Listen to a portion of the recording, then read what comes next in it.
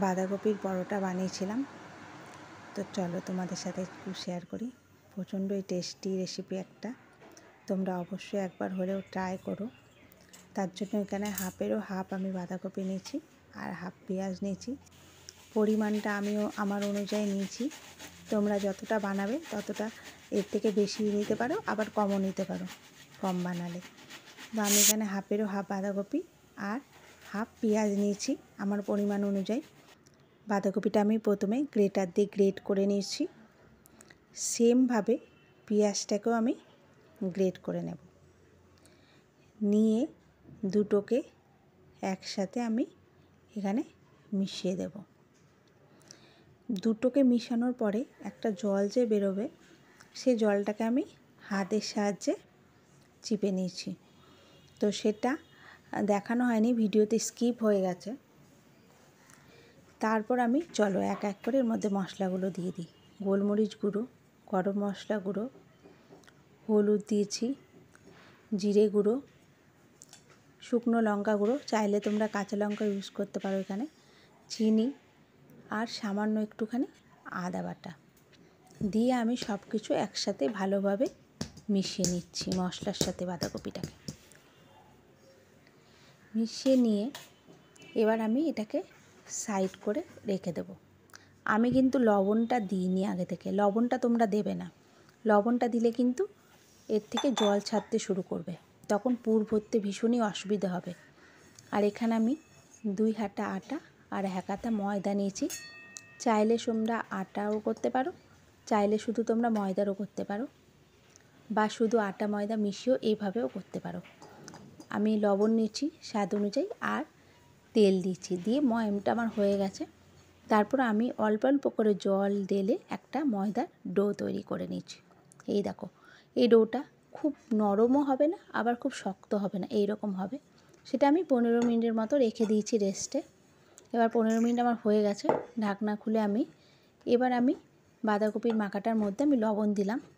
যখন আমি ভরবো সেই মুহূর্তে আমি লবণটা দেবো স্বাদ অনুযায়ী।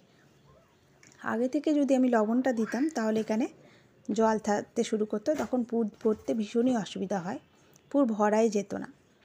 এখানে আমি লেচি কেটে নিয়েছি ময়দার ডো থেকে 4টে, চাইলে এটা 3টেও করা যেত আর একটু বড় সাইজে, আমি 4টে করেছি। তো হাতে একটুখানি আটা মাখিয়ে নিয়েছি, নিয়ে এবার গোল পাকিয়ে নিয়ে বাটির মতো শেপের একটা করে নেব পুর ভরার জন্য। করে তার মধ্যে আমি চামচ দিয়ে পুরটাকে ভরে নেব, চেপে চেপে এইভাবে পুর ভরে এক একটা ভাবে এইভাবে গুলিগুলো সব তৈরি করে নেব।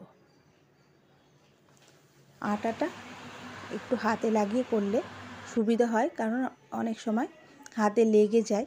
তো এটা আটা দিয়ে করলে মানে একবারে ঠিকঠাক হয়। তারপর আমি আটার মধ্যে দেখো 2 সাইডে এইভাবে মাখিয়ে নিয়ে তারপর খুব হালকা হাতে এটা বেলতে হবে। এইভাবে সেম প্রসেসে আবার আরেকটা গুলিকে এইভাবে আটা মাখিয়ে হালকা হাতে এভাবে একটুখানি ট্যাপ ট্যাপ করে নিতে হবে। একটুখানি এভাবে চারিদিক চারপাশটা চেপে চেপে করে যতটা পারা যায় একটুখানি বড় করে তারপর হালকা হাতে বেলনা দিয়ে একটুখানি করে বেলে নিতে হবে।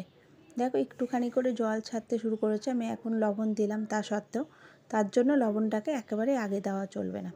এই দেখো হয়ে গেছে আমার বেলা। গোল সাইজের আমি পরোটাটা করেছি। করে আমার এটা খুব অল্প আছে, একটু বেশি সময় ধরে ভাজতে হবে, না তো ওপরটা তো ভাজা হয়ে যাবে, নিচটা কাঁচা থেকে যাবে। তার জন্য একেবারে আঁচটা কমিয়ে একটু সময় নিয়ে ভাজতে হবে, এভাবে চারিপাশটা চেপে চেপে। তো ভাজা যখন হয়ে যাবে তখন ওপর থেকে তেল বা তোমরা চাইলে ঘিও দিতে পারো, বা বাটার দিয়েও ভাজতে পারো, বা সর্ষের তেলেও ভাজা যায়। সর্ষের তেল দিয়ে ভাজলেও খুব টেস্ট হয় পরোটাটা। আমি এখানে সাদা তেল দিয়ে বানিয়েছি। দেখো এইভাবে আমি পরপর পরোটাগুলো এক এক করে বেলে সব দিয়ে দিচ্ছি। আর একটু বেশি সময় ধরে ভেজে তেল দিয়ে নামানোর আগে, ভাজা যখন হয়ে যাবে 2 পাশটা ভালো মতো, সামান্য একটু করে তেল দিয়ে এইভাবেও আমি পরোটাগুলো রেডি করে নিয়েছি। তো আমার রেসিপিটা কেমন লাগলো অবশ্যই আমাকে জানিও বন্ধুরা। টাটা।